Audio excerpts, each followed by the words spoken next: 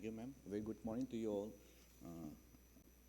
So, in this presentation, I'll go through the customized surgical treatment in this peripheral ulcerative keratitis, where the perforation occurs.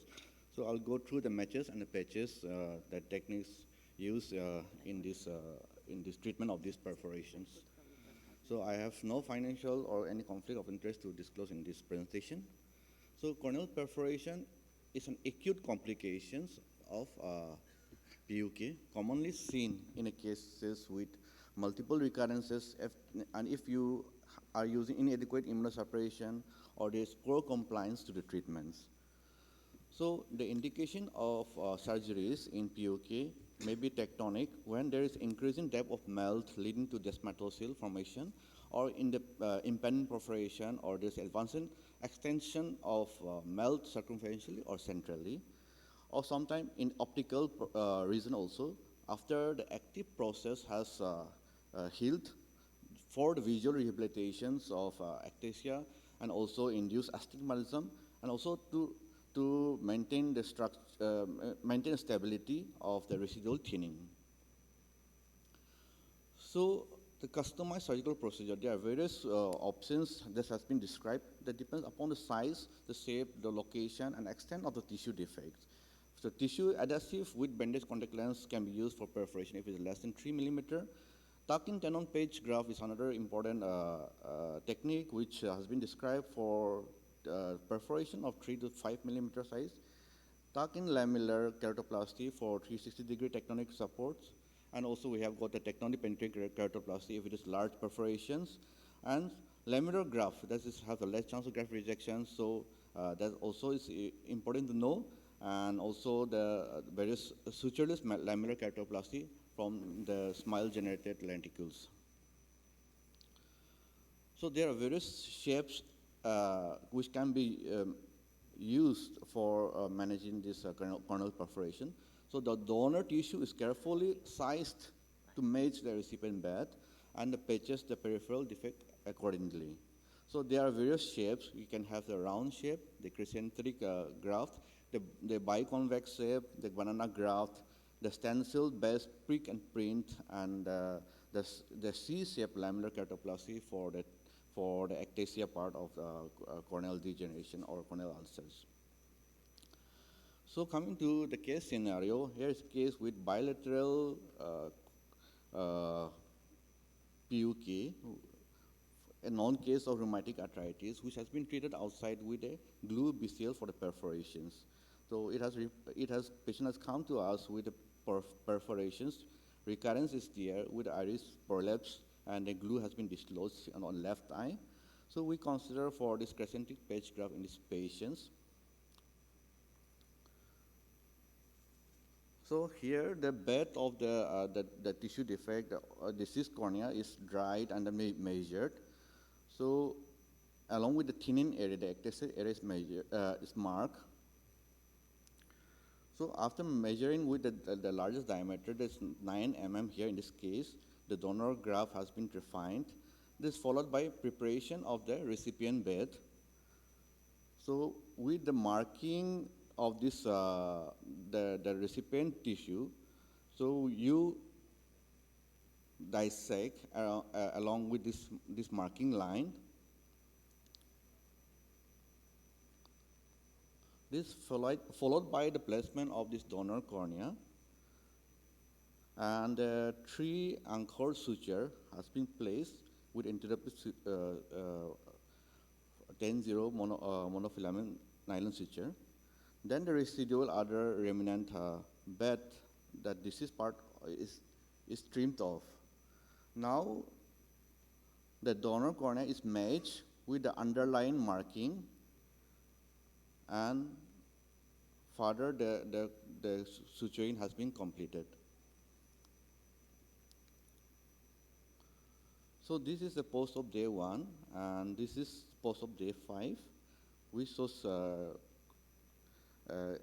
good corneal, SC formation, and the cornea is relatively clear now. The donor cornea is relatively clear now, and the treatment which were given were the immunosuppression along with the prednisolone tablet has been given to these patients. And the further rheumatologist consultation has been done in this patient. So next, even circular patch graft can be used for that perforation of 3 to 4 millimeter or till 5 millimeter perforations, where you can do a circular or round patch graft can be done. Next is a stencil-based prick and print technique. This has been published and described by Dr. Gautam et al.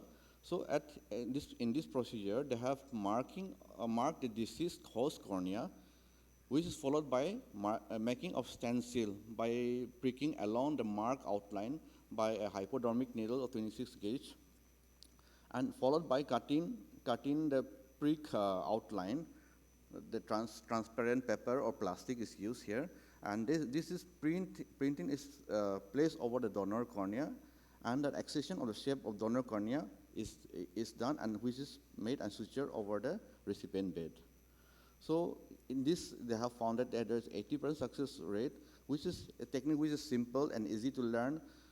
The advantage is that we can make any shape or pattern of donor corneal graft without involving the optical centers.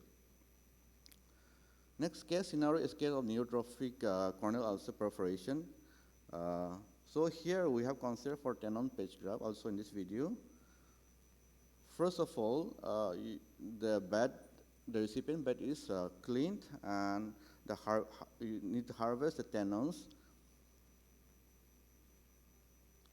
The tenons is dissected and excised, a larger size than the perforations, and then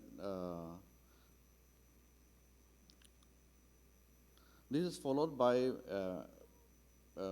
paracentesis, and then creating a corneal stromal pocket there.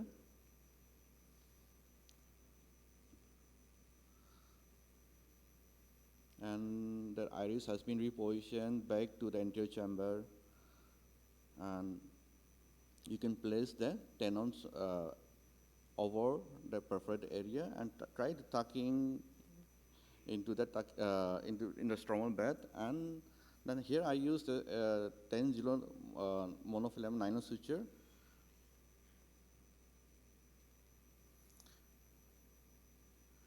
You can use around 4 or 8 according to the size of the perforations. And some people use the glue, fibrin glue along with it, or you can use the cyanoacrylate glue. Or some has been described about the overlay with the amniotic membrane graft also. Here I have used this fibrin glue.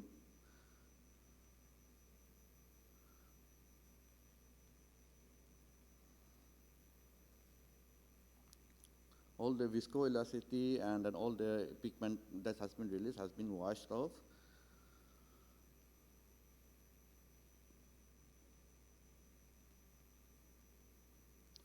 Here another suture you can place, that is restraining suture or the overlay suture. X suture can be placed over here to minimize or limit the extrusion of this the tenons patch. So it has to maintain that the cross center should be over the perforation side. You can use 2X or the single 1X this suture also, followed by the placement of BCL. So you see in the post-op that the AC is well from now, but we have to be careful with the post-op management and then continuous follow-up of these patients. This tucking patch graft has been described by Dr. Namrata and Dr. Vajpayee et al. So in this, they have shown that perforation of 3 to 5 millimeter size is where which tucking tenon patch graft can be used, and the mean duration of epithelial healing is around around 4 weeks. The tucking patch graft with glue it's an inexpensive and simple and safe procedure. Another advantage is that it is the tissue can be grafted, harvested. It's autologous and repeatability of the case can be done. And in case of acute perforation where we don't have the corneal tissues with you, then in this procedure you can consider for using Tenon patch graft. A case scenario another with PUK in a Behçet's, where you see a necrotic scleral necrosis and with perforation there, and 360-degree peripheral acetylation with surrounding avascular zone. Here, a corneoscleral patch graft was done in this case. Surgeon is Professor Radhika Tandon here. So the donor tissue is matched with the perforation, the defect size with a free hand cut, and the tissue has been placed over over the recipient bed, and it has been made a mark so that we can trim with a free hand according to the size of the defect. And it has been sutured back to this sutured in the recipient bed. So this is the patient has shown a very considerably gain good vision and follow-up also that maintain the integrity of the eyeball is there. Another smile-derived lenticle graft can be used in a small perforation or in a case of desmatocele or impending perforation, where a lenticles you can use a double or triple lenticles layers, and you can use a glue over it, or you can use a sutured of this donor graft into the recipient bed also.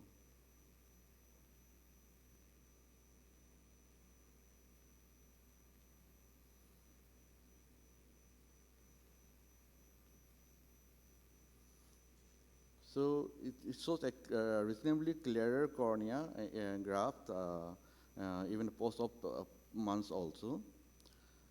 A preliminary data from our institute, which shows a comparison of Tenon patch graft and smile-derived lenticles in the management of corneal defect and perforation, where on smile-derived lenticles have shown considerably clearer cornea with less of neovascularization and less of astigmatism.